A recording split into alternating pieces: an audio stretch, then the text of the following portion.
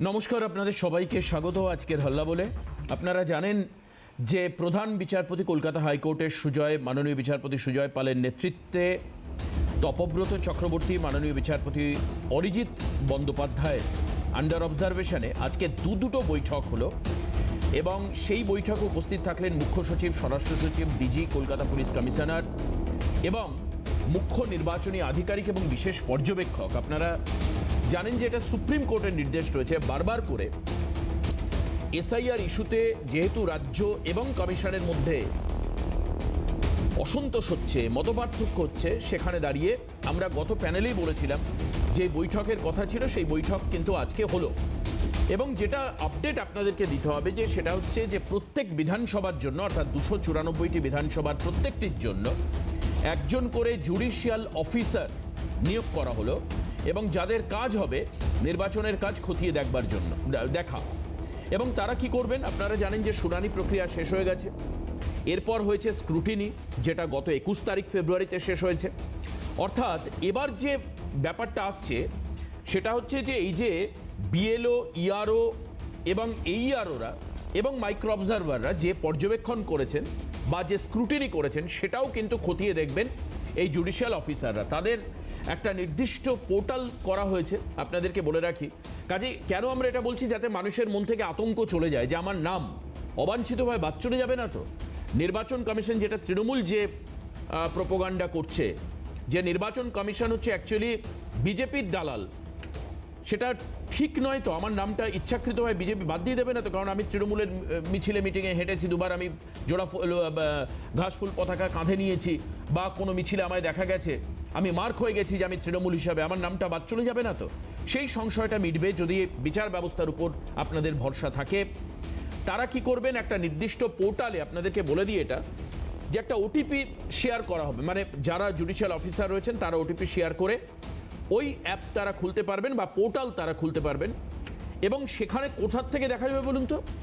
একদম enumeration form থেকে পরপর সব দেখা যাবে। আপনার এনুমারেশন ফর্ম কি, তারপরে বিএলও কি বলেছেন, তারপর ইআরও কি বলেছেন, এইআরও কি বলেছেন, মাইক্রো অবজারভার কি বলেছেন, সবার বক্তব্য নেওয়ার পর আপনাকে কি ভোটার তালিকায় রাখা হয়েছে নাকি চূড়ান্ত ভোটার তালিকায় আপনি নেই, সেটাও পরিষ্কার পোর্টালে থাকবে। এবং যিনি জুডিশিয়াল অফিসার থাকবেন তার কাজই হবে হচ্ছে সেটাকে বিচার বিবেচনা করে আইনসিদ্ধভাবে সঠিক রিমার্ক করা, এবং সেই রিমার্কসের ভিত্তিতে ফাইনাল তালিকা তৈরি হবে। এখন আজকে যখন আমরা এই কথা বলছি তখন এই 22-23 তারিখে দাঁড়িয়ে যখন আমরা এই প্রোগ্রাম করছি, আমার মনে হয় না যে পুরো বিরাট প্রক্রিয়াটা একটা বিধানসভায় কতজন মানুষ থাকতে পারে, কতজন ভোটার থাকতে পারেন, সেই কাজ একজন জুডিশিয়াল অফিসার পুরোটা করে ফেলতে পারবেন 2-4 দিনের মধ্যে নয়। কোথাও জানি না, আমার মনে হচ্ছে হয়তো বা রাজনৈতিক বিশ্লেষকেরা তারা সঠিক আলোকপাত করবেন। 28 তারিখে চূড়ান্ত তালিকা নাও বেরোতে পারে, হয়তো সেখানে আরও 4-5 দিন দেরিও হতে পারে, কিন্তু একটা সঠিক তালিকা সামনে আসতে চলেছে। আবারও একবার রিপিট করছি, বিচার ব্যবস্থা বা জুডিশিয়ালের উপর যাদের আস্থা রয়েছে তারা এটা মনে করবেন। এখানে বিতর্কও তৈরি হতে পারে। আসবো দ্বিতীয় টপিকে। দ্বিতীয় টপিক আজকে প্রধানমন্ত্রীর খোলা চিঠি রাজ্যের মানুষদের উদ্দেশ্যে, এবং সেখানে একটা লাইন ভীষণভাবে খুব ক্যাচি লাইন, খুব টাচ করেছে আমাকে, যে প্রধানমন্ত্রী বলছেন যে আমাকে একবার সুযোগ দিন। কেন সুযোগ দিতে বলছেন? কারণ তিনি বলছেন যে ভারত, দেখতে পাচ্ছেন সেই চিঠি, কারণ তিনি বলছেন যে ভারতের যে অন্যান্য রাজ্যগুলো, সেই রাজ্যগুলো অনেক দিক থেকে অনেকভাবে এগিয়ে রয়েছে, কিন্তু এই পশ্চিমবঙ্গ এগোয়নি। তিনি একটা জায়গায় খুব পরিষ্কারভাবে বলছেন, আমি জাস্ট ওনার লাইন একদম কোট আনকোট বলছি। দেখুন, বলছেন উনি, একদম প্রথম প্যারাটা একবার পড়ে শোনাই, যার মাত্র কয়েক মাস তারপরেই নির্ধারিত হবে পশ্চিমবঙ্গের ভাগ্য। আগামী প্রজন্মের ভবিষ্যৎ কোন পথে চালিত হবে তার গুরুদায়িত্ব নির্ভর করছে আপনার একটি সুচিন্তিত সিদ্ধান্তের উপরে। অর্থাৎ আপনি চিন্তা করে ভোট দেবেন। আমার স্বপ্নের সোনার বাংলা, আবাল বৃদ্ধ বনিতা আজ চরম বঞ্চনার শিকার। তাদের যন্ত্রণায় আমার হৃদয় আজ ভারাক্রান্ত। তাই অন্তরের অন্তঃস্থল থেকে আমি একটি সংকল্প গ্রহণ করেছি। সেটা কি? পশ্চিমবঙ্গের বিকশিত এবং সমৃদ্ধ করে তোলার সংকল্প। সেখানে উনি নারী নিরাপত্তার কথা বলেছেন, মানুষ যা যা পাচ্ছেন না সেটা বলেছেন। উনি কেন্দ্রীয় বেশ কিছু প্রকল্প রাজ্য পাচ্ছে না, তার সুবিধাও দেওয়া হচ্ছে না, যেমন আয়ুষ্মান ভারত ইত্যাদির কথা তিনি উল্লেখ করেছেন। নারী নিরাপত্তার পাশাপাশি উনি শিশু বিকাশের কথা বলেছেন, উনি বলেছেন বাচ্চাদের পড়াশোনার কথা, স্বাস্থ্যের কথা, স্বাস্থ্য ব্যবস্থার উন্নতির কথা, রাজ্যের আরও ওভারঅল ডেভেলপমেন্ট, ইনফ্রাস্ট্রাকচারাল ডেভেলপমেন্টের কথা। কিন্তু প্রধানমন্ত্রীর এই চিঠি বা তার গত দিনের সফর, রাজ্য সফর বা আগামী দিনেও যে রাজ্য সফর, তার উপর মানুষ কতটা বিশ্বাস করবেন বা রাজনৈতিক দলগুলো কি মনে করছে যে ডবল ইঞ্জিন সরকার পাওয়ারফুল হলে সত্যি রাজ্যের কি ডেভেলপমেন্ট হয়? কি বলবেন প্রতিনিধিরা যারা রয়েছেন মুখপাত্র, তাদের কাছে যাব। আমি স্বাগত জানাবো আজকের অনুষ্ঠানে পার্থপ্রতিম রায়, এনবিএসটিসি চেয়ারম্যান, প্রাক্তন সাংসদ আমাদের সঙ্গে রয়েছেন। পার্থদাকে স্বাগত। সুপ্রিয় রয়েছে বিজেপি নেতা, পেশায় আইনজীবী, সুপ্রিয়কেও স্বাগত জানাই আজকের অনুষ্ঠানে। শক্তি মৈত্র, জাতীয় কংগ্রেস নেতা, আমাদের সঙ্গে রয়েছেন। শক্তিদাকেও স্বাগত জানাই। বহুদিন পর শুভজিৎকে পেয়ে আমার খুব ভালো লাগছে। শুভজিৎ সরকার আমাদের সঙ্গে রয়েছেন, শুভজিৎকেও স্বাগত জানাই। একটু ভাঙা গড়ার খেলা চলছে, কিন্তু আমার মনে হয় যে নীতি আদর্শে বিশ্বাসী শুভজিৎরা ভোটের লড়াইতে হয়তো ভগ্ন হৃদয় কিছুদিন থাকবে, বাট সময়ের সঙ্গে সঙ্গে হয়তো এই মলিন স্মৃতি কেটে যাবে এবং আবার জোর করে বামেরা মানে সেই শারীরিক শক্তি, মানসিক শক্তি সঞ্চয় করে মাঠে নামবে। তবে তালিকাটা যদি ঠিকঠাক হয় তাহলে কি রেজাল্ট কেমন হবে? কারণ আজকে আমার দেবাংশুর সঙ্গে কথা হচ্ছিল একটা পডকাস্টে। দেবাংশু আমাকে বললো, দেখো আমরা কত আসন পাবো, আমার কথাটা খুব কানে লাগলো, টেলিকাস্ট এখনো হয়নি, আজকেই জাস্ট রেকর্ডিং হয়েছে। মূল তালিকা বেরোনোর পর আমরা তোমাকে বলতে পারবো, তবে গতবারের থেকে একটি আসন বেশি, যেটা পার্টি লাইনে রয়েছে, আমি তাকে সমর্থন করছি। দেবাংশুর মুখ থেকে 250 আসন বেরোয়নি, আমায় মার্জনা করবে হয়তো দেবাংশু, কিন্তু যেটা অনেকেই বলছে যে 250 আসন পাওয়া, সেটা আদতে হবে কিনা। যাই হোক, তবে 216টা আসন পেলেও বিরাট ব্যাপার। পার্থদা, আজকে জুডিশিয়ালি রীতিমতো ইন্টারভেনশন করবে, পুরো বিষয়টা খতিয়ে দেখবে। আপনাকে এর আগের দিনও আমি প্রশ্ন করেছিলাম, আজকে যেটা আরও তার স্ট্রেচারাল যে ডিভিশনগুলো, সেগুলো আরও খুব পরিষ্কার হলো, যে এনুমারেশন ফর্ম থেকে শুরু করে বিএলও, ইআরও, এইআরও, মাইক্রো অবজারভার, প্রত্যেকের যে অবজারভেশন, প্রত্যেকের যে পর্যবেক্ষণ, তারপরে জুডিশিয়াল অফিসার একটা রিমার্কস দেবেন। আপনার কি মনে হয় এরপরে অভিযোগের জায়গাটা সত্যি কমে গেল এবং যে তালিকা বেরোবে সেটাকে মেনে নেওয়া একটা বড় ব্যাপার? এরপর যদি আপনারা শুরু করে দেন যে না, যোগ্য মানুষ এখানে এত বাদ গেছে, ওখানে এত বাদ গেছে, তাহলে বিপত্তি ভোট করতে। দেখুন, হিউম্যান এরর তো একটা বিষয় থেকেই যায়, যে জুডিশিয়ারি যারা আছে তারাও মানুষ, দিনের শেষে ভুল ভ্রান্তি থাকার যে সম্ভাবনা একদমই নেই সেটা বলবো না। তবে একটা নিরপেক্ষতার জায়গায় যে প্রশ্ন এতদিন নির্বাচন কমিশনকে নিয়েছিল, সেই জায়গায় একটা বড় হস্তক্ষেপ হয়েছে, যেটা রাজ্যের মানুষের কাছে স্বস্তি দেয়। এখন প্রশ্ন হলো, আর তুমি বলবার সময় বলছিলে যে এক একটা বিধানসভায় প্রায় 3 লক্ষ 2.5 লক্ষ নিয়ার অ্যাবাউট এইরকম ভোটার থাকে। এত মানুষের এই স্বল্প সময়ের মধ্যে স্কুটনি করা সম্ভব। দেখুন, বিষয়টা এত মানুষের স্কুটনি কখনোই হবে না। স্কুটনি হবে যে জায়গাগুলোতে অসঙ্গতি প্রশ্ন আসছে, সেই জায়গাগুলোতে। সেই সংখ্যাটা যদি আমরা মৃত, ডেড ভোটার, শিফটেড ভোটার যে প্রশ্নগুলো আছে, সেগুলো বিধানসভা ভিত্তিক আমরা ক্যালকুলেশন করে দেখেছি, কোথাও 15,000, 20,000, এক্সেপশনাল কিছু বিধানসভা আছে যেখানে 30-40 হাজারও হয়েছে। এবং এই যে ডিসপুট, যাদের হয়তো তথ্য তেমন ভাবে পাওয়া যায়নি বা আপলোড করা হয়নি, এই ধরনের যে অসঙ্গতি, সেই সংখ্যাটা প্রত্যেক বিধানসভা ভিত্তিক 5,000, হাইয়েস্ট 10,000, এর বেশি নয়। তো এই অল্প সময়ের মধ্যে এই সংখ্যক ভোটারের যাবতীয় বিষয়গুলো স্ক্রুটনি করা সম্ভব বলে আমরা মনে করি। কারণ তাহলে পার্থদা, কোনো একটা জায়গায় আপনি মানছেন যে দেদার তৃণমূলীদের নাম কেটে বাদ দেওয়া হয়েছে, যে পারসেপশন ছিল এটা ঠিক নয়, মানে আপনার কথা আমি খানিকটা আশ্বস্ত হচ্ছি আর কি আজকে। না, আমি পারসেপশন তো বলিনি, যে নির্বাচন কমিশন নিশ্চিতভাবে কিছু কিছু ক্ষেত্রে ম্যাল প্র্যাকটিস করেছে। আমি ম্যাল প্র্যাকটিস কথা বলছি, কারণেই তারা ইন্টেনশনালি কিছু কিছু জায়গায় প্রতিবন্ধকতা তৈরি করেছে। মানুষ যে তথ্যগুলো বা ডকুমেন্টেশন দিয়েছিল, সেগুলো প্রপারলি কোথাও আপলোড করা হয়নি, বা সেগুলোকে নিয়েও বিভিন্ন ধরনের তাদের অবজারভেশন দিয়েছে।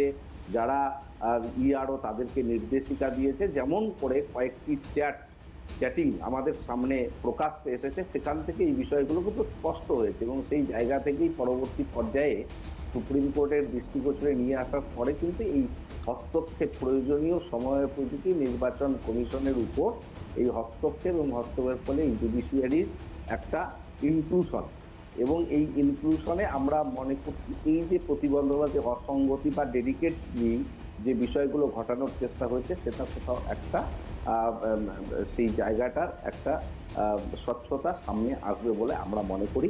এবং আমরা বিশ্বাস করি এক্ষেত্রে যোগ্য ভোটারদের নাম কারো বাদ যাবে না। তবুও হিউম্যান এরর বলে একটি বিষয় রয়েছে, সেটা ফাইনাল তালিকা প্রকাশ না হওয়া উচিত। আমরা সঠিকভাবে কেউ বলতে পারবে না, তবে এটুকু বলতে পারি প্রান্তিক এরিয়ার বহু মানুষ যারা এখানকার ভূমিপুত্র, যারা এখানে দীর্ঘদিন ধরে বাস করছে, হয়তো পার্থদার দুটো জেলার কথা আমার যেটুকু স্মৃতিতে আছে, দুটো জেলায়, আমি বিধানসভা বলছি না, আপনি বিধানসভা ভিত্তিক বলেছেন 20,000 25,000 নাম বাদ যেতে পারে এবং কিছু ডিসক্রিপেন্সি যেগুলো রয়েছে সেটা হার্ডলি 3,500 4,000 5,000-এর মধ্যে। দুটো জেলার কথা আমি বলছি, যে দুটো জেলাতে প্রায় 20 লক্ষ মানুষের নাম বাদ গেছে। তো সেটা হচ্ছে উত্তর 24 পরগনা, দক্ষিণ 24 পরগনা, এরপরে মনে হয় মুর্শিদাবাদের নাম থাকতে পারে।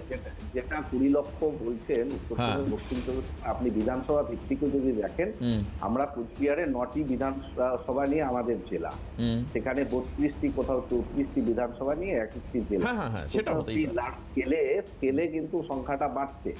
তবে 2-1টি বিধানসভার এক্সেপশনাল কেস ছাড়া আমরা সার্বিকভাবে যেটা দেখেছি, এক একটা বিধানসভায় ডেট শিফটেড ভোটার বিধানসভা ভিত্তিক 20,000 25,000 বাদ গিয়েছে প্রাথমিকভাবে, এবং সেকেন্ড পর্যায়ে যে অসঙ্গতি, যেটা তথ্য নিয়ে সমস্যা রয়েছে বা তারা বিভিন্ন ধরনের ডকুমেন্টেশন দিয়েছে, সেটাকে নির্বাচন কমিশন অ্যালাউ করেনি, কিন্তু তারা এই ধরনের ডকুমেন্টেশন, যে আবাসের ঘরের নামের তালিকা বা আপনি একদম ঠিক বলেছেন দাদা।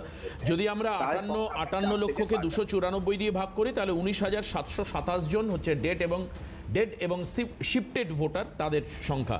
এখন বাদবাকি যেটা হবে সেটা গিয়ে কোথায় দাঁড়াবে এই সংখ্যাটা। বেশ পার্থদা, আমি এরপর একটু সুপ্রিয়র কাছে আসি। সুপ্রিয়, প্রচুর বাধা পেতে হয়েছে নির্বাচন কমিশনকে, এ বিষয়ে কোনো সন্দেহ নেই। আইনগত রাস্তায় যদি তুমি যেতে যাও, সেটাও দেখবে বারবার করে সুপ্রিম কোর্টে যাওয়া হয়েছে। আমি আরেকটি জায়গা উল্লেখ করি, পার্থদাই গতদিন প্যানেলে বলছিলেন যে 12 বার নিয়ম পরিবর্তন করতে হয়েছে নির্বাচন কমিশনকে, কখনো একটা ইস্যুতে, কখনো আরেক ইস্যুতে। এই সব কিছু নিয়ে তোমার কি মনে হয়, একটা সাংবিধানিক প্রক্রিয়া বারবার করে বাধাপ্রাপ্ত হওয়ার পর আজকে তার কি অবস্থা? ওই যে হিউম্যান এররের কথা দিয়ে শুরু করলেন পার্থবাবু, আমিও হিউম্যান এররের কথা বলবো, যে একটা হিউম্যান এরর এমন হয়েছিল 15 বছর ধরে আমাদেরকে ঝেলতে হচ্ছে। কিরকম? তো এই রাজ্যের মুখ্যমন্ত্রী তো এরকমও হিউম্যান এরর হয়, এবং এই রাজ্যটাই একমাত্র ব্যতিক্রমী রাজ্য যেখানে মুখ্যমন্ত্রী সরাসরি এসআইআর প্রক্রিয়া শুরু হওয়ার আগে বলেছিলেন আমার লাশের উপর দিয়ে এসআইআর করতে হবে। এবার তার পরিণতি কি হতে পারে সর্বসমক্ষে রয়েছে। পরবর্তীকালে যেমন 12 বার নির্বাচন কমিশন তাদের পদ্ধতিগত পরিবর্তন করেছে, এটা ঠিকই, আমি মেনে নিচ্ছি। তৃণমূল কংগ্রেস 12,000 বার তাদের মতামত বদল করেছে। একবার বলেছে রক্তগঙ্গা বয়ে যাবে, তারপর বলছে না মেনে নিচ্ছি। মুখ্যমন্ত্রী বললেন যে না, ওরা যদি এটা না করতে দিত তাহলে এখানে রাষ্ট্রপতি শাসন করে দেবে, তাই এটা মেনে নিতে হবে। একবার বলছেন মুসলমানদেরকে তাড়িয়ে দেওয়ার জন্য করতে হয়েছে, আবার বলছেন না, ওরা রোহিঙ্গা দেখিয়ে শুধুমাত্র মুসলিমদেরকে বাদ দেবে না, হিন্দুদেরও বাদ দেবে। আবার বললেন, আবার পরিবর্তন হয়ে বললেন যে না, মথুয়াদেরকেও টার্গেট করা হয়েছে। আগে সব করে নেওয়ার পরে এখন বলছেন সুপ্রিম কোর্টের অর্ডারে মহামান্য বিচারপতিদের দ্বারা জেলায় জেলায় যেভাবে নির্দেশিকা দেওয়ার মাধ্যমে জুডিশিয়াল অফিসার হচ্ছে নিয়োগ করা হয়েছে, আমরা এতে খুশি। আমি বলছি আপনাকে, আজকের ডেটটা লিখে রাখুন, 23 তারিখ ফেব্রুয়ারি মাসের পার্থবাবু এবং পার্থবাবুদের দল লিস্টটা বেরোনোর পরে সবার আগে মমতা বন্দ্যোপাধ্যায় চেঁচামেচি শুরু করবেন, বলবেন আমরা জুডিশিয়ারিকেও মানি না। কেন বলছি? তখন বলবে যে এই বিজেপি জুডিশিয়ারিকেও নাকি কিনে ফেলেছে। তারা মমতা বন্দ্যোপাধ্যায়কে যেন তেন প্রকারণে এসআইআর এর মধ্যে দিয়ে হারানোর জন্য আজকে চক্রান্ত করছে। এই বক্তব্য আপনার সিএনএ চলবে, এটা আমরা জানি। দেখুন, নির্বাচন কমিশনের যে তথ্য বা নির্বাচন কমিশনকে ডিফেন্ড করার জন্য ভারতীয় জনতা পার্টির মুখপাত্ররা আসেনি, কোনো চ্যানেলেই বসে না। আমরা পরিষ্কার করে এর আগেও আমরা বহুবার বলেছি, আমার রাজ্য সভাপতি এটা বলেছেন যে জ্ঞানেশ কুমার মহাশয়কে জুডিশিয়াল অফিসারের কথা তো আমরা বলেছিলাম, শ্রমিক ভট্টাচার্য নিজে বলেছেন রাজ্য সভাপতি। সেটাই হচ্ছে। আমরা পরিষ্কার একটা কথা বলি, মানুষ যারা শুনছেন সিএনএর পর্দায়, প্রথম কথা, গ্রামগঞ্জের মফস্বলের মানুষকে উদ্দেশ্য করে পার্থবাবু যেটা বললেন, আমি তাদেরকেই উদ্দেশ্য করে একটা কথা বলি। প্রথমত এটা জেনে নিন, ভোটাধিকার যদি আপনার বৈধ না হয়, আপনার নাম বাদ যায়, আপনাকে দেশ থেকে কেউ তাড়াচ্ছে না। দেশে থাকার জন্য এসআইআর এর নাম না উঠলে আপনাকে দেশ থেকে কেউ তাড়াবে না। তাই নাগরিকত্বের সাথে ভোটার কার্ডের কোনো সমস্যা নেই, এটা আমি দায়িত্বহীন ভাষায় বললাম বিজেপির মুখপাত্র হিসেবে। না, এখন সুপ্রিয়র কথা কজন বিশ্বাস করে জানি না, কিন্তু তৃণমূলের তরফে বলা হয়েছে, তৃণমূলের তরফে বলা হয়েছে যে এটা প্রথম ধাপ, পরের ধাপ এনআরসি। ভাই, আমি বলছি তৃণমূল তো এর আগে অনেক কিছুই বলেছে। তৃণমূলের কথা মানুষ কতটা গ্রহণযোগ্য আকারে নেয় যদি করতোই, তাহলে তৃণমূলের কথা মতো এক একটা বিএলও যারা অফিসার ছিলেন প্রত্যেকটা এলাকাতে বুথে বুথে ঝামেলা তৈরি করতেন, কারণ মমতা বন্দ্যোপাধ্যায় এবং তার দল সেই উস্কানিমূলক মন্তব্যই করেছিলেন। মানুষ কিন্তু সুন্দরভাবে লাইন দিয়েছেন, কারণ তারা জানে, বিজেপি এটা মনে করে ভারতবর্ষের নাগরিকরা, পশ্চিমবঙ্গের নাগরিকরা তারা রাজনৈতিকভাবে সচেতন, এবং আমরা বিশ্বাস করি, আমাদের দল বিশ্বাস করে যে কোনো না কোনোভাবে এই যে ভুয়ো ভোটারের তালিকা দীর্ঘ দিন ধরে বামপন্থীদের সময় থেকে শুরু করে তার পরবর্তীতে তৃণমূল চালিয়ে যাচ্ছে, যেখানে দ্বিজেন মুখোপাধ্যায়ের মতো মৃত একজন কবি এসে হঠাৎ করে প্রত্যেকবার তার ভোটটা দিয়ে চলে যায়, এটা পশ্চিমবাংলার মানুষ মানতে চাইছেন না, তাই একটু কষ্ট হলেও হয়েছে, কিন্তু তারা সামিল হয়েছে। বেশ, আমি আসবো ফিরে, এরপরে শক্তিদা বলবেন। একটা ছোট্ট বিরতি নিচ্ছি, বিরতির পর ফিরে আসছি, সঙ্গে থাকুন। শক্তি মৈত্র রয়েছেন আমাদের সঙ্গে। শক্তিদা দীর্ঘদিন রাজনীতির এই ময়দানে আছেন, নিজে লড়াই করেছেন, লড়াই করিয়েছেন, সাংগঠনিক জায়গা দেখেছেন। শক্তিদা, আপনার কি মনে হয় আজ থেকে 6 মাস আগে যে ইস্যুগুলোকে, মানে একটা সময় তো এইরকম, আমার মনে আছে আজও খুব পরিষ্কার, তখন আমরা খুব ছোট, 2011 সালের নির্বাচন, তার আগে আলোচনার টপিকে শুধুমাত্র ছিল যে শিল্প হওয়া কি উচিত না উচিত না, তখন আলোচনা ছিল যে শিক্ষার প্রসার কি হলো না হলো না, তখন আলোচনার বিষয়গুলো ছিল যে রাস্তাঘাটের ডেভেলপমেন্ট হবে কি হবে না, এগুলো তো হতোই, আমরা দেখেছি। বিধানসভা একটু কম, গ্রাসরুট লেভেল অনেক বেশি হতো, কিন্তু এখন আলোচনার পারসেপশনটাই বদলে গেছে। আপনার কি মনে হয় এসআইআর এমন একটা ইস্যু যেটার জন্য মূল আলোচনা থেকে মানুষ সরে আসছেন, অনেক অনেক ক্ষেত্রে দাবি দাওয়া মানুষ ভুলে গেছেন? দেখো দেবাশিস, এসআইআর নিয়ে দীর্ঘ কয়েক মাস ধরে আমরা এখানে বসেছি, বহু আলোচনা করেছি, এবং এটা দুটো ব্যাপার তোমাকে ভাবতে হবে। একটা হচ্ছে জনগণের দ্বারা নির্বাচিত সরকার, আর একটা হচ্ছে সারা ভারতবর্ষে মানুষের ভোটাধিকার প্রয়োগে যারা অটোনমাস বডি, একে অপরের প্রতি কেউ আস্থাশীল নয়, এবং বাংলার মুখ লজ্জায় পরিণত করে সেটা লাস্ট গিয়ে পড়লো কোথায়? সুপ্রিম কোর্ট বলল হাইকোর্টের ডিস্ট্রিক্ট জাজ এবং অ্যাডিশনাল ডিস্ট্রিক্ট জাজদের নিয়ে করতে হবে, এবং সেটাই মেনে নেওয়া হলো। এটা বাংলার লজ্জা। আজকে নির্বাচনের আগে দাবিগুলো কি হওয়া উচিত ছিল? নির্বাচনের আগে দাবি হওয়া উচিত ছিল আমাদের এখানে কলকারখানা হচ্ছে না কেন? আগে এখানে দাবি হওয়া উচিত ছিল যে পার্শ্ব শিক্ষকরা রাস্তায় নেমে কেন আজকে লড়াই করছে নিজেদের অধিকার প্রতিষ্ঠা করবার জন্যে, কেন আজকে আশাকর্মীরা রাস্তায় নেমে ধর্ণা দিচ্ছে, কেন আজকে একটার পর একটা একের পর এক বিক্ষোভের ছবিও কিন্তু তারপরে দেখো একটার পর একটা প্রাথমিক স্কুল বন্ধ হয়ে যাচ্ছে। গত কয়েক বছরে সরকারি পোষিত সমস্ত স্কুলগুলো বন্ধ হয়ে ব্যাঙের ছাতার মতো ইংলিশ মিডিয়াম স্কুল পাড়ায় পাড়ায় গড়ে উঠছে। তাহলে নারীর নিরাপত্তা নেই, নারীর নিরাপত্তার জন্য নারীরা কাঁদছে। আজকে সেই জায়গায় দাঁড়িয়ে বাংলার বুকে, বাংলা বলে সচেতন রাজনৈতিক নাগরিক, আজকে সেই সচেতন রাজনৈতিক নাগরিকরা গত প্রায় 3 থেকে 4 মাস ধরে এসআইআর নিয়ে, এটা কি শক্তিদা রাজনৈতিক উদ্দেশ্য প্রণোদিত ভাবে খাইয়ে দেওয়া হচ্ছে, মানে ওষুধ খাওয়ানোর মতো? আমি তোমাকে একটা কথা বলি, যে আগে ছিল আইআর ইন্টেন্সিভ রিভিশন, সেটা 2002 সালে হয়েছিল, তার আগে 1993-94 সালে হয়েছিল, তার পরবর্তীকালে এই 20 বছরের ব্যবধানে যে এসআইআরটা হলো সেইটা নিয়ে একটা প্রবলেম হলো, এবং এই যে হঠাৎ একটা শব্দ শোনা গেল লজিক্যাল ডিসক্রিপেন্সি। আজকে হিউম্যান এরার, এই যে কথাগুলো বলা হচ্ছে, একটা কথা মানতে হবে যে তুমি বললে যে 294টা বিধানসভার জন্য একজন করে বিচারপতিকে পর্যবেক্ষণে রাখা হয়েছে, এবং দেখা প্রথমেই 58 লক্ষ বাদ গেছে, নজরে আছে প্রায় 70 লক্ষ। তারপরে হিয়ারিংয়ে যায়নি কত মানুষ, তাদের নামটা অটোমেটিক্যালি বাদ গেছে।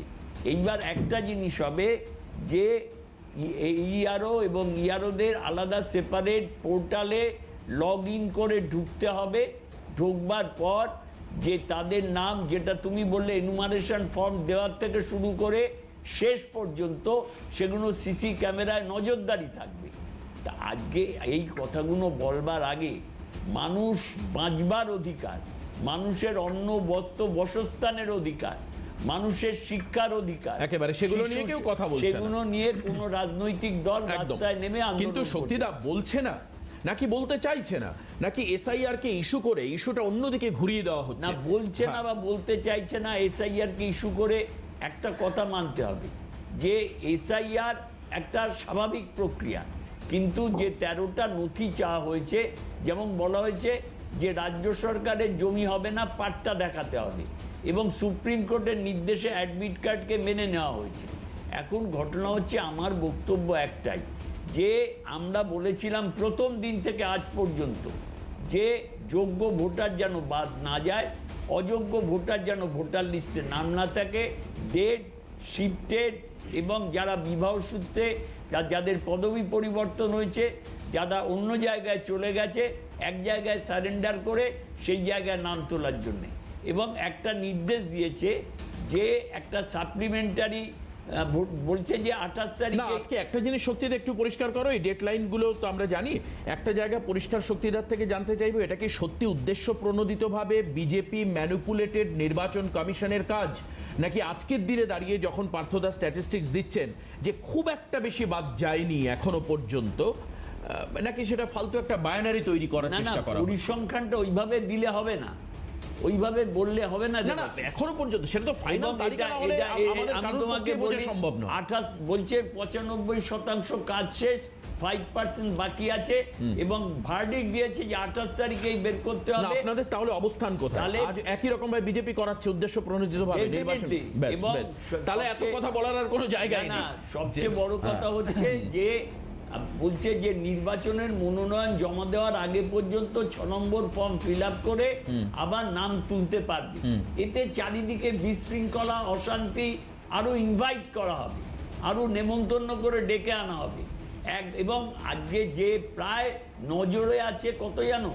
নজরে আছে প্রায় 1,51 লক্ষ, তার মধ্যে 58 লক্ষ প্রথমেই বাদ পড়ে গেছে, হিয়ারিং এ যায়নি কত। একদমই বেশ। তবে শক্তিদা বুঝতে পেরেছি, তার মানে শক্তিদা এখনো পর্যন্ত যে একটা ইমাজিনারি নাম্বার, যদি আমি বলি স্ট্যাটিস্টিক্সের জায়গা থেকে, তার কোনো বেস না থাকলেও একটা ইমাজিনের জায়গায় দাঁড়িয়ে সেটা প্রায় কিন্তু 1.5 কোটির কাছে নাম বাদ যেতে পারে, এরকম একটা সম্ভাবনা শক্তিদা করছেন। মানে 58 সহ মোট মিলে তার মানে আরো হয়তো 1 কোটি নাম বাদ যেতে পারে, কিন্তু আমার মনে হয় না অত নাম বাদ যাবে। যাই হোক, আমি আসবো সুপ্রিয়র কাছে, তার আগে শুভজিৎ আমাদের সঙ্গে রয়েছেন।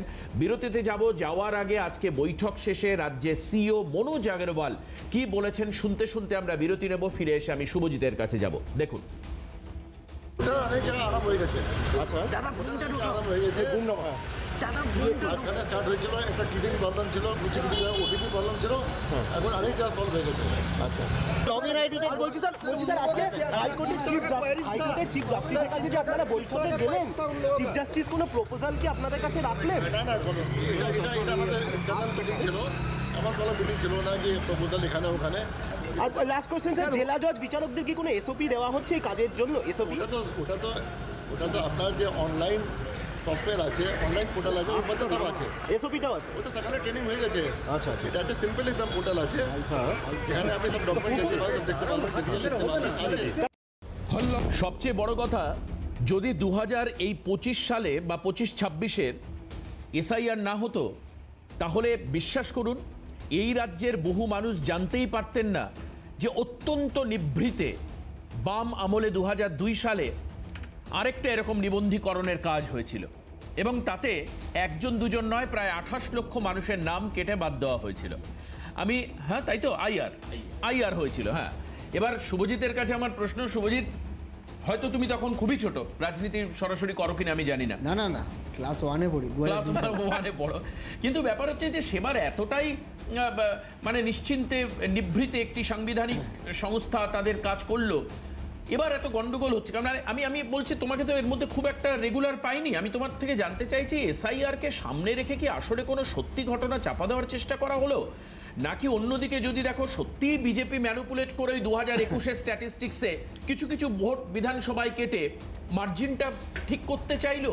মানে কি মনে হয় তোমার অবজারভেশনে, এবং এই বিচার ব্যবস্থার অন্তর্ভুক্তিতে শুভজিৎ ফাইনাল রেজাল্ট কি হতে চলেছে? এর দুটো দিক আছে। দেখো, প্রথম কথা, আমরা মনে করি যে সরকার বোধহয় মানুষের জন্য সরকার, তো আমরা জানি মানে সরকারকে তৈরি করা হয় মানুষ যাতে পরিষেবা পায়, বা এই সমস্ত যে অ্যাডমিনিস্ট্রেটিভ স্ট্রাকচার, মানুষ কিন্তু সরকারের জন্য নয়। তাহলে এসআইআর বলো বা আইআর বলো বা যাই বলো না কেন, এই যে সমস্ত ভোটার লিস্ট তৈরি করা থেকে শুরু করে পুরো জিনিসটা ব্যবস্থাপনার মধ্যে আমার যেটা অ্যানালিসিস, সেখানে মানুষ সরকারের কাছে গিয়ে তার সে নাগরিক কি নাগরিক নয়, কি সে ভোটার কি ভোটার নয়, সেটা প্রমাণ করতে যাচ্ছে। এটা না হওয়া উচিত ছিল যে সরকারকে মানুষের কাছে গিয়ে এটা খোঁজ নেওয়া যে কোথায় কোন গলদ রয়েছে, কে আসলে ভোটার নয় কে ভোটার, এইটা দেখা হয়েছিল। কিন্তু এটা খালি ভোটার বা ভোটার নয়তে কিন্তু লিমিটেড থাকলো না, যে কারণে এত প্রশ্নচিহ্ন উঠছে। যদি এটা ইন্টেন্সিভ রিভিশন হতো বা একটা সংশ্লিষ্ট রিভাইজ ভোটার লিস্ট বের করানোর জন্য একটা প্রক্রিয়া হতো, তাহলে বোধহয় আমার মতে এখানে যারা প্যানেলে বসে আছে বা যারা এই টিভিতে শো দেখছে কারোরই আপত্তি করার কথা ছিল না। কিন্তু এখানে প্রবলেমটা এখানেই হয়ে গেল যখন এই পুরো জিনিসটাকে নাগরিকত্বের সঙ্গে মিলিয়ে দেওয়া হলো। এই যখন এই পুরো বিষয়টার সঙ্গে আমরা দেখলাম এআই টুলস ব্যবহার করার নাম করে ওই লজিক্যাল ডিসক্রিপেন্সি না কী সব টার্মিনোলজি নতুন উঠে এসছে। এখন তোমাদের সকলের হাতে এখন স্মার্টফোন রয়েছে। এই আমরা যে প্রোগ্রামটা করছি, এই প্রোগ্রামটার একটা ছবি তুমি তোলো, ছবি তুলে এই যে বিভিন্ন অ্যাপ আছে, ChatGPT, DeepSeek থেকে আরও একাধিক ধরনের যে এআই টুল আছে, এই এআই টুলে গিয়ে তুমি আমাদের ছবিটাকে একবার কেউ পোস্ট করে দেখো, তার রেজাল্টটা কী বেরোয়। আমাদের মুখগুলোকে অন্যরকম হয়ে যেতে পারে। তাহলে আসলে এআই এর উপর যদি মানুষ ভরসা করে দেয় পুরোপুরি, তাহলে এআই তার যতটা ইন্টেলিজেন্স ততটাই হবে। এখন প্রবলেমটা কি হলো, এই পুরো প্রক্রিয়ার মধ্যে আমরা দেখলাম যে এআই বা এই ধরনের টুল ব্যবহার করা হয়েছে, যে কারণে কিছু তার কমান্ড দেওয়া আছে। ধরো তুমি এআইকে কমান্ড দিয়ে রেখেছো যে, ধরো আমি তোমার একটা উদাহরণ দিয়ে বলি, যে ধরো অনেক ক্ষেত্রে দেখা যাচ্ছে যে কারোর 4টে 5টা বা 6টা সন্তানের সে যদি বাবা হয় বা তার যদি এরকম ভাই বোন হয়, তার নাম চলে আসছে, তাকে ডাকা হচ্ছে। বা ধরো কারোর 9 বছর 10 বছরের যদি মার থেকে সন্তানের গ্যাপ হয়, তাকে ডাকা হচ্ছে। এখন এআইকে যদি কমান্ড তুমি দিয়ে দাও যে এটা আমার বেঞ্চমার্ক, 18 বছরে মেয়েদের বিয়ে হয়, 21 বছরে ছেলেদের বিয়ে হয়, এর কম যদি কারোর দেখা যায় বাবা মার সঙ্গে ছেলে মেয়ের বা গ্যাপ হচ্ছে, তাহলে কি হবে? তাহলে তুমি লজিক্যাল ডিসক্রিপেন্সির আওতায় তোমার ইনভ্যালিড হয়ে যাবে। তাহলে এটা যদি পরিস্থিতি হয়, তাহলে এই ধরনের প্রক্রিয়া হবে। তুমি খুব ভালো একটা আলোচনা করছিলে যে দক্ষিণ 24 পরগনা জেলার কথা আমার মধ্যে উঠে এলো। উত্তর 24 পরগনা দক্ষিণ কি এটা বললে 24 পরগনা, আমি শুনলাম ওখানে দক্ষিণ 24 পরগনা ঘটনাচক্রে আমারও বাড়ি এবং আমার বিধানসভা কেন্দ্র সোনারপুর উত্তর, এবং সেই বিধানসভা কেন্দ্রে অলরেডি 30,000 লোকের নাম বাদ চলে গেছে। আমি আবারও বলছি, ডেড ভোটার বা শিফটেড ভোটার বাদেও কিন্তু একটা বিরাট সংখ্যা রয়েছে, যে সংখ্যাটা হচ্ছে এই এআই টুলের জন্য বা এই ইলেকশন কমিশনের যে প্রসিডিউর তার মেকানিজমটা এতটাই ভুল এবং এতটা আন্ডার প্রিপেয়ার্ড। প্রথমে সে বললো কি প্রায় 2 মাস আগে তার নির্বাচনের লিস্ট বের করার কথা, 2 মাস না হলে প্রায় 1 মাস আগে লিস্ট বের করার কথা। লিস্ট এখনো বেরোয়নি, 28 তারিখে বেরোনোর কথা। আমি জানি না 28 তারিখে বেরোবে কিনা। এবার 28 তারিখেও যদি লিস্ট না বের করতে পারে, যেখানে 5 তারিখের মধ্যে গভর্নমেন্ট তৈরি করতে হবে মে মাসের, এই ভোট আর কবে হবে, কি করে হবে? তাহলে মানুষ মাঝখান দিয়ে নাজেহাল একটা পরিস্থিতির মধ্যে পড়লো। মানুষ তখন কি করলো, তার কোথায় কি ডকুমেন্ট, এই ডকুমেন্ট খোঁজাখুঁজি শুরু হয়ে গেল। এখন ডকুমেন্ট খোঁজাখুঁজি হতে হতে হতে হতে এমন একটা পরিস্থিতি যে 5 বার 6 বার ভোট দিয়েছে এখানকার নাগরিক, এখানে হয়তো 50-60 বছর ধরে আছে, তাকেও ডেকে পাঠাচ্ছে। তাহলে এই যে পুরো প্রক্রিয়া, এই প্রক্রিয়ার মধ্যে দিয়ে আমরা দেখলাম কি একটা গন্ডগোলের পরিস্থিতি তৈরি হয়ে গেল।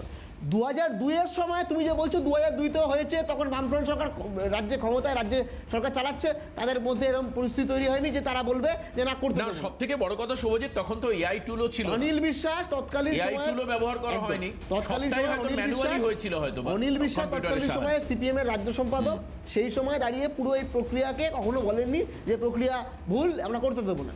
আমরা কি দেখলাম, ধাপে ধাপে দেখো, প্রথমে মুখ্যমন্ত্রী বললো আমার লাশের উপর দিয়ে এসআইআর করতে হবে, আমার মৃত্যু হবে, তারপরে এসআইআর হবে, তারপরে এসআইআর অটোমেটিকলি হলো। নির্বাচন কমিশন করছে, কিন্তু যারা নাকি এই বিএলও হিসেবে গেছে তারা তো রাজ্য সরকারের কর্মচারী।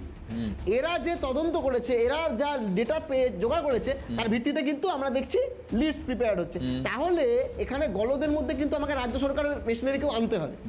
2, যেটা খুব গুরুত্বপূর্ণ, যে তোমার আলোচনায় উঠে এলো, শক্তিটা কিছুটা বললো, আজকে নির্বাচন, পশ্চিমবঙ্গে নির্বাচন হচ্ছে, নির্বাচনের ইস্যুটা কি? 15 বছর তৃণমূল রাজ্যে সরকার চালাচ্ছে, বিজেপি আমাদের দেশে প্রায় 12 বছরের কাছাকাছি সরকার চলছে, এবং তারা এই রাজ্যে ক্ষমতায় আসার জন্য অনেক কিছু বলছে রয়েছে। যদি আমার ব্যক্তিগতভাবে মনে হয় এদের কোনো ক্ষমতায় আসার ব্যাপারটা আবার নেই, পুরোটাই হচ্ছে একটা ওই যেটা বলতে হয় বলার ব্যাপার, এবং এরা চায় তৃণমূল থেকে যাক।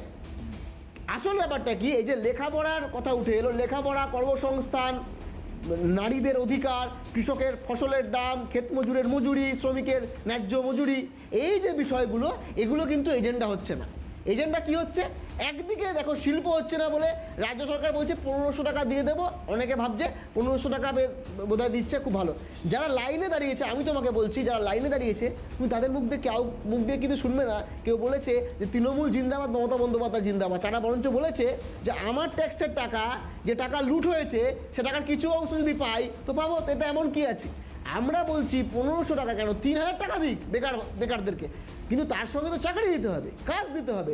রাজ্যের শিল্প হবে না, সরকারি স্কুল বন্ধ হয়ে গিয়ে সেখানে মানে অসামাজিক কার্যকলাপ হবে, ওই রঙিন জল টলের বিষয় আসর বসবে রাত্রিবেলা সন্ধ্যেবেলা হলে, সেইটা যদি পরিস্থিতি হয়ে যায় পশ্চিমবঙ্গে, সেটা নির্বাচনের ইস্যু না হয়ে নির্বাচনের ইস্যু হয়ে যাচ্ছে কটা মন্দিরকে বানিয়েছে, কটা মসজিদকে বানিয়েছে, কেউ বলছে আমি অমুক মসজিদ বানাবো, কেউ বলছে আমি অমুক মন্দির বানাবো, এটা যদি ইস্যু হয়ে যায় তাহলে নির্বাচনটা কি ঠিক হয়? 2006 সালে বা 2006 ভুলে যাও, আমি 2011 কথা বলি, যেমন রাজ্যে সিপিএমের সরকার পরিবর্তন হয়ে তৃণমূল ক্ষমতায় আসছে, ইস্যু কী ছিল? রাজ্যে পরিবর্তন চাই, রাজ্যে শিল্পায়ন হবে, রাজ্যে আরও বেশি বেশি কাজ হবে। বামের আমলে, বামফ্রন্টের আমলে বছর বছর এসএসসি টেট পিএসসি হয়, তাহলে তৃণমূলের আমলে বোধহয় 6 মাসে একটা করে হবে। কিন্তু তার নজিরটা কি? এখন তৃণমূলকে যদি মানুষকে মূল্যায়ন করতে হয়, গত 15 বছরের কাজ থেকে মূল্যায়ন করতে হবে। বিজেপিকে যদি মূল্যায়ন করতে হয়, বিজেপি কেন্দ্রের 12 বছর সরকার চালাচ্ছে, তার থেকে মূল্যায়ন করতে হবে। আর সিপিএমকে মূল্যায়ন করতে গেলে সিপিএমের তার আগের সময়ের সরকারের মূল্যায়ন করতে হবে। তার পাশাপাশি আমি একটা উদাহরণ দিয়ে আমার কথা শেষ করব। দেখো, আমাদের রাজ্যে আমরা দেখছি এমন পরিস্থিতি যেখানে শিক্ষা, স্বাস্থ্য, কর্মসংস্থান এগুলো একটা ক্রাইসিসের মধ্যে চলে গেছে। আর অন্যদিকে বামপন্থীদের পরিচালিত রাজ্য কেরালা, যারা বলছে আমরা গ্র্যাজুয়েশন অবধি বিনামূল্যে শিক্ষা দেব, আমরা কেন এই রাজ্যে করতে পারলাম না? ঠিকই আমাদের এখানে রাজনৈতিক তরজা থাকবে, বিজেপির প্রতিনিধি বিজেপির কথা বলবে, তৃণমূলের লোক তৃণমূল, সিপিএমের লোক সিপিএম, কংগ্রেসের লোক কংগ্রেসের কথা বলবে। কিন্তু আমাদের রাজ্যে বামফ্রন্ট যে 12 ক্লাস অব্দি অবৈতনিক শিক্ষা করে গেছিল, সেটাকে তৃণমূল 15 বছরে কেন গ্র্যাজুয়েট অব্দি করতে পারলো না? এই প্রশ্ন কি উঠবে না? এই প্রশ্ন কি উঠবে না? আমি শেষ করি একটা কথা বলে, যে কেন নির্বাচনের এজেন্ডা এটা হবে না যে কেন আমাদের রাজ্যে শিক্ষা ব্যবস্থা, যেটা একেবারে ধূলিসাৎ জায়গায় চলে যাচ্ছে, সেটাকে উন্নত করার জন্য কে নতুনভাবে কি মডেল দিতে পারে, তার বিচারে কেন নির্বাচনটা লড়াই হবে না? একদম তাই। আমার মনে পড়ছে কয়েকদিন আগে এই পার্টি অফিসে বসে রাজ্য সম্পাদক মোহাম্মদ সেলিম একটা ম্যানিফেস্টোর কথা দেখাচ্ছিলেন। তার মধ্যে বামেদের প্রস্তাবনা লেখা রয়েছে, যেটা বাইরে পাওয়া যায়, মনে হয় কিনতেও পাওয়া যায় কিছু স্টলে। পাশাপাশি আজকে প্রধানমন্ত্রীর চিঠি বাংলার উদ্দেশ্যে এখন প্রস্তাব আসছে প্রচুর, মানে এত প্রস্তাব বিজিবিএসেও আসে না, গ্লোবাল সামিটেও এত প্রস্তাব আসে না যতটা বাংলার জন্য প্রস্তাব আসছে। কিন্তু মানুষ কোথাও গিয়ে হতাশ হন, কারণ এই প্রস্তাবনাগুলো তারা দেখে আসছেন ক্রমান্বয়ে ক্রমাগত বিভিন্ন নির্বাচনের আগে। কিন্তু আবার দুঃখ বিষয়টাই যে আমাদের খবর করতে হয় যে প্রসূতি মাকে চালিতে করে নিয়ে যাওয়া হচ্ছে, মানে পিঠে দুজন ধরে, 4 জন ধরে চারপাশে একটা চালা তৈরি করে তার উপরে প্রসূতি মাকে নিয়ে যেতে হচ্ছে, কারণ ওই কাদামাখা রাস্তায় গাড়ি ঢোকে না, গাড়ির চাকা বসে যাবে বলে। আমাদেরকে এই সিএনএ খবর করতে হয় যে মানুষ প্রতিবাদ জানাচ্ছেন রাস্তার উপরে ধানের চারা পুঁতে। আমাদেরকে সেই খবর করতে হয় যে রাস্তার বড় বড় গর্তে কোনো রাজনৈতিক দল, মানে গর্তটা তো সত্যি, রাজনৈতিক দল যেই হোক না কেন, তার মধ্যে মাছের চারা ছেড়ে তিনি প্রতিবাদ জানাচ্ছেন। বর্ষাকাল আসলে ছবিগুলো দেখতে পাওয়া যাবে। আমাদের এই ছবি করতে হয় অঙ্গনবাড়ি কেন্দ্রে ছাদ ভেঙে পড়ছে, আমাদের খবর করতে হয় খিচুড়িতে মরা টিকটিকি পাওয়া যাচ্ছে। আমি এগুলো দৈনদশার কথা বলছি না, এগুলো ফ্যাক্টস।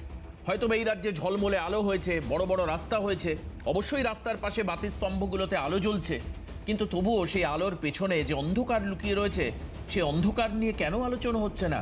কেন আমাদের অ্যাঙ্কারদেরকে টপিক পেলে বিরক্ত হতে হচ্ছে? আবার এসআইআর নিয়ে আজকে প্রোগ্রাম করতে হবে কেন? আজকেও আবার এসআইআর নিয়ে কথা বলতে হবে কেন? দাবি দাবা উঠছে না নির্বাচনে। আমি আসবো ফিরে পার্থদার কাছে আবার। সত্যি পার্থদা, এই বাতিস্তম্ভের পিছনের অন্ধকারটা ঘুচিয়ে ফেলবার কি সত্যি চেষ্টা করা হবে? এই যে প্রাথমিক স্কুল বন্ধ হয়ে গেছে, স্কুলে প্রাথমিক সরকারি মানে অবৈতনিক স্কুলে পরিকাঠামো ভেঙে পড়ছে, পার্থদা অস্বীকার করতে পারবেন? আসবো সেখানে, প্রধানমন্ত্রীর চিঠিও রয়েছে সেখানে, থাকবো বিষয়। আমরা দ্রুত বিরতিতে যেতে যেতে সুব্রত গুপ্ত অর্থাৎ স্পেশাল রোল অবজারভার, তিনি কি বলেছেন আজকের বৈঠক থেকে বেরিয়ে এসে, তার বক্তব্য শুনবো। শুনি। একটা জিনিস জানতে চাইবো, আজকে কি কোনোভাবে সংখ্যা জানানো সম্ভব হচ্ছে কত অমীমাংসিত? আমি যাচ্ছি অফিসে, ওখানে গিয়ে আমি চেক করবো কি আছে। একদম মিটিং করছিলাম। লগইন আইডি কি দেওয়া সম্ভব? হ্যাঁ লগইন আইডি দিয়ে দেওয়া হবে। কতজন জেলা? প্রায় 200-র কাছাকাছি লগইন আইডি দেওয়া। কাজ কি শুরু হলো? হ্যাঁ কাজ শুরু হয়ে গেছে। কাজ শুরু হয়ে গেছে। কি ফিরে আসলাম আলোচনায়। আমরা শুনতে পাচ্ছিলাম যে স্পেশাল রোল অবজারভার সুব্রত গুপ্ত তিনি বলছিলেন যে প্রায় 200-র কাছে পোর্টাল তৈরি করা হবে এবং তার মাধ্যমে, তার মানে আমরা ঠিক যেটা বলেছিলাম সেটাই আরেকবার আপনাদেরকে শোনালাম যে প্রত্যেক বিধানসভায় একজন করে জুডিশিয়াল অফিসার থাকছেন। তার কাজটা সিদ্ধান্ত নেওয়া না, বরঞ্চ চেক করা। মানে যেরকম আমরা ছোটবেলায় খাতা চেক করতে যেতাম, স্কুলে রিনিউ করতে যেতাম, অনেক সময় ওই ধরনের ব্যাপারে রিচেকিং করতে যেতাম, বাবা মারা যেতেন, সেরকম আর কি, তারা চেক করে দেখবেন। আমি পার্থদার কাছে যাচ্ছি। পার্থদা, এবার কিছুক্ষণের জন্য, মানে 1 মিনিট 20 সেকেন্ড করে আমরা সময় পাবো প্রত্যেক বক্তা। এখানে দাঁড়িয়ে আপনার কি মনে হয় যে এখনো আরো অনেক কিছু করার আছে, নাকি আপনি মনে করছেন সেই 2013 সালের বক্তব্য 100% কাজ হয়ে গেছে? কোনটা ঠিক? দেখুন, প্রধানমন্ত্রীর যে লিফলেট খোলা চিঠি দেখলাম, তাতে যে কথাগুলো তিনি বলেছেন, এই ভোট আসলে তিনি এই কথাগুলো বলেন। আমি বরং বলবো লোকসভার নির্বাচনের আগে, প্রত্যেকটা নির্বাচনের আগে তিনি যে প্রতিশ্রুতিগুলো মানুষকে দেন, উনি একবার সুযোগ দিতে বলেছেন, যদি মানুষ দিয়ে দেয়।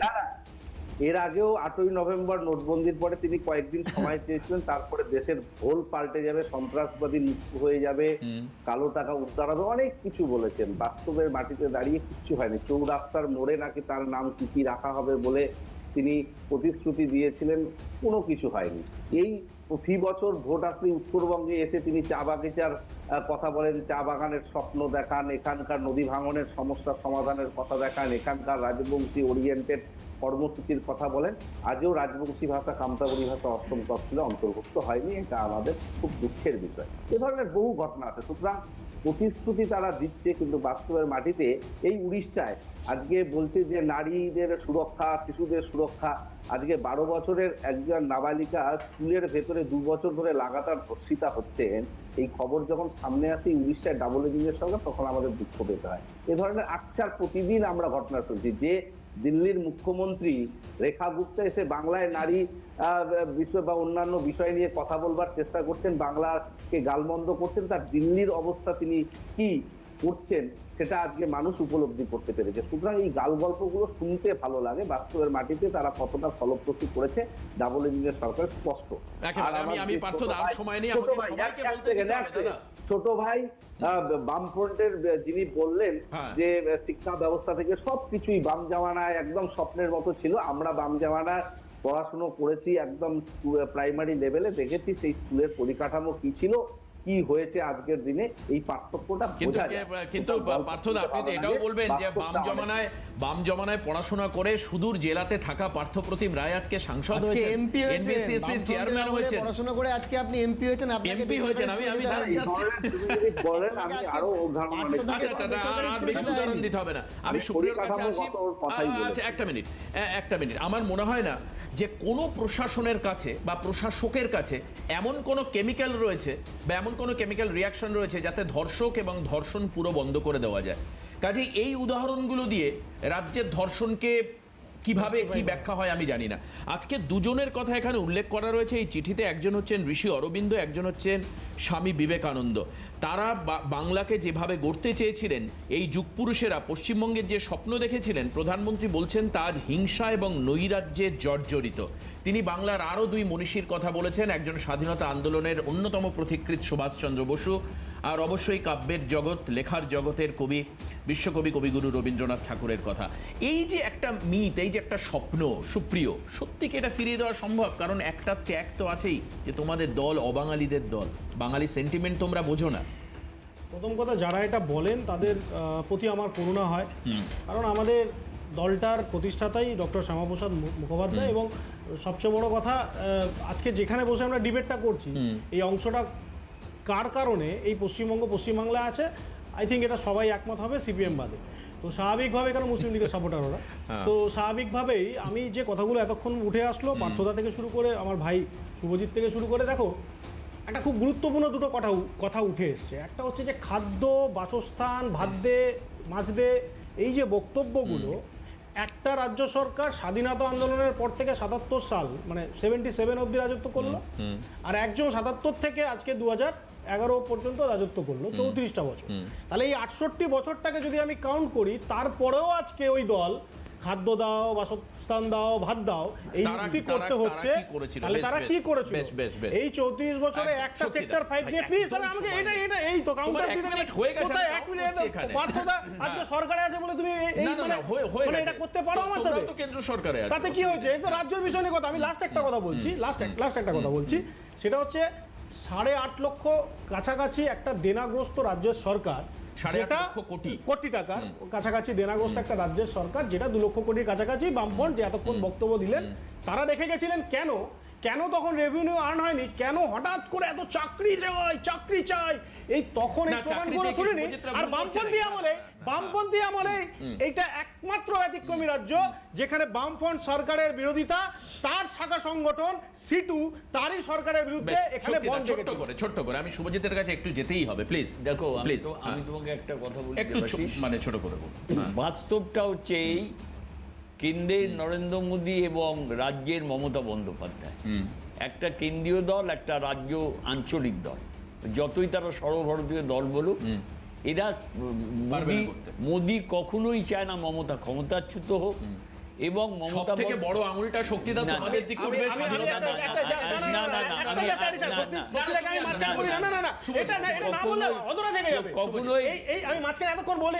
আমি বলবো শক্তিদা বয়োজ্যেষ্ঠ, আমার থেকে অনেক সিনিয়র রাজনীতিতে, আমি শক্তিদাকে একটু নজর রাখতে বলবো কয়েকদিনের মধ্যেই। সেটা হচ্ছে যে কংগ্রেস আগে নিজের ঘরটা সামলাক, কংগ্রেস আগে নিজের ঘরটা সামলাক, বাজ পাখিরা উড়ে যেতে চলেছে সেটা আগে ধরে রাখুক। এবং এটা আমি দেখতেই বাজায় বলছি, বিজেপিকে নিয়ে ভাই একটু বলতে দাও। আমার নাম সুবোধ, শক্তিদা এখন একটু থামতে হবে। যে রক্তক্ষরণ শুভজিৎদের শুরু হচ্ছে, সুপ্রিয় ভয় দেখাচ্ছে, তোমাদেরও শুরু হবে। দল আমি 1 মিনিট আমি বলছি যে নরেন্দ্র মোদী তো বলছে একবার সুযোগ চেয়েছেন, কিন্তু ওনাকে তো মানুষ 3 বার সুযোগ দিয়ে দিল। মানে 3 বার কেন বললাম, কারণ হচ্ছে নরেন্দ্র মোদীর একদম স্নেহাধন না, মানে ওনার বোনকেই তো 3 বার সুযোগ দিয়েছে, আলাদা করে ওনাকে কি সুযোগ দিতে হবে? মানে বলছেন যে জোড়া ফুলের জায়গায় মানে ওই ঘাস ফুল, জোড়া ফুল যেটা আছে ওটার জায়গায় পদ্ম ফুল, তাই তো? আমি তোমার সময় বলিনি, আমি তোমার সময় কিন্তু বলিনি, আমি তোমার সময় বলিনি, আমি কিন্তু বলিনি তোমার সময়। 1 মিনিট, আমি বলছি আরে আমি তোমাকে বলিনি তো তোমার সময়, তোমার সময় একটা কথা আমি বলেছি, আরে তোমার সময় তুমি একটা কথা বলিনি। আমি বলছি যে আরে বাবা শুনুন, সেটা হচ্ছে নরেন্দ্র মোদী যে 4 জন। আজকের অনুষ্ঠান এখানেই শেষ করব। পরবর্তী অনুষ্ঠানের জন্য সিএনএ থাকুন, ক্যালকাটা নিউজের সঙ্গে থাকুন। আবারও আগামীকাল প্যানেলে আপনাদের সঙ্গে দেখা হচ্ছে। নমস্কার।